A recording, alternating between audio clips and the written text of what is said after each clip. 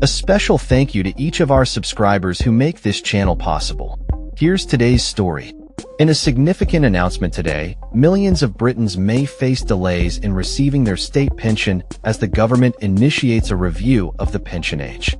Currently set at 66, the pension age is already scheduled to rise to 67 between 2026 and 2028, and to 68 between 2044 and 2046.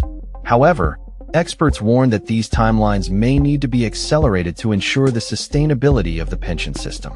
Work and Pensions Secretary Liz Kendall has revealed that this review, mandated by law every 6 years, is being launched earlier than anticipated due to mounting concerns about the financial strain of supporting an aging population. The government has been under pressure as the triple lock system, which guarantees state pension increases in line with inflation, wages, or 2.5%, has become increasingly costly. Projections indicate that costs could soar to £15.5 billion by 2030, prompting experts to caution that maintaining this policy without raising the pension age may be unsustainable. When questioned about the future of the triple lock in the next manifesto, Kendall stated that this issue is out of scope for the current review, but assured that there is a clear commitment for this parliament. The Institute for Fiscal Studies, IFS, has previously suggested that the pension age may need to rise to as high as 74 to support the triple lock in the long term.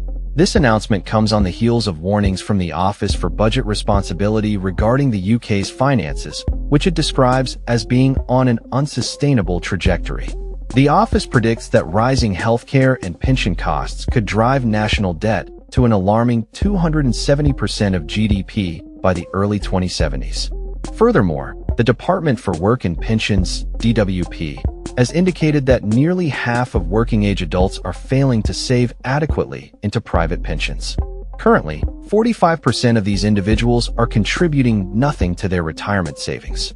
Those set to retire in 2050 are expected to receive £800 less per year than today's pensioners, raising concerns about future financial security.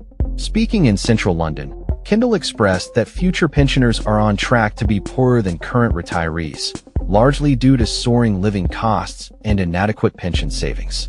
She emphasized that nearly half of working-age adults are not saving for retirement, stating, "Put simply, unless we act, tomorrow's pensioners will be poorer than today's." Young people, in particular, are grappling with the challenge of saving for retirement amidst high housing costs, with many unable to enter the property market. Nigel Farage, leader of Reform UK, echoed the sentiment that the UK's retirement age will inevitably need to rise as life expectancy increases. He expressed shared concerns regarding the affordability of pensions on a national level, while also criticizing the private pensions industry for its poor service to consumers. He remarked, "We're going to have to face the reality that if people are living longer and longer, then inevitably retirement age is going to have to rise."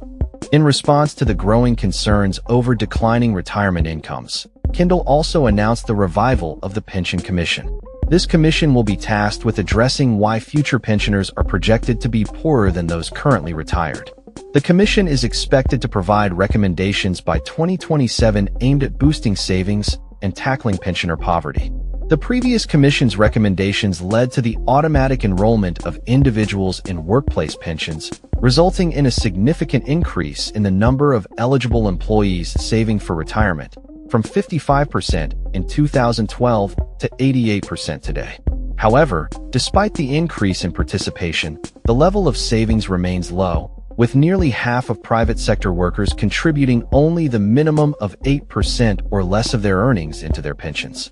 Additionally, women face a substantial gender pension gap, with research indicating that those nearing retirement are expected to receive just half the income of their male counterparts.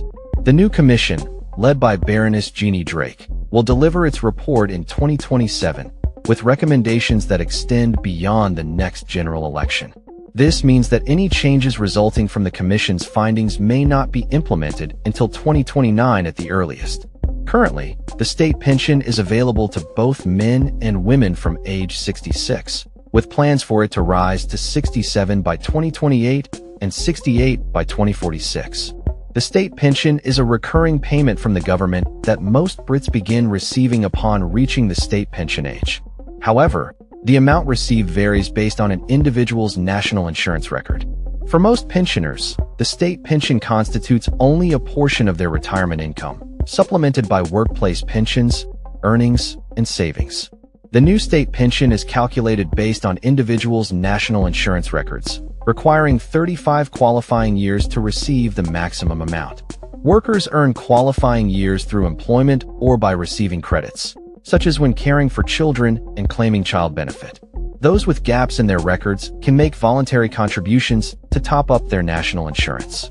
To qualify for the old, full basic state pension, individuals need 30 years of contributions or credits, while a minimum of 10 years is necessary to receive any state pension at all. As the government embarks on this crucial review of the state pension age, the future of retirement for millions of Britons hangs in the balance, with many anxiously awaiting the outcomes of this review and the recommendations of the revived Pension Commission. That's all for this story.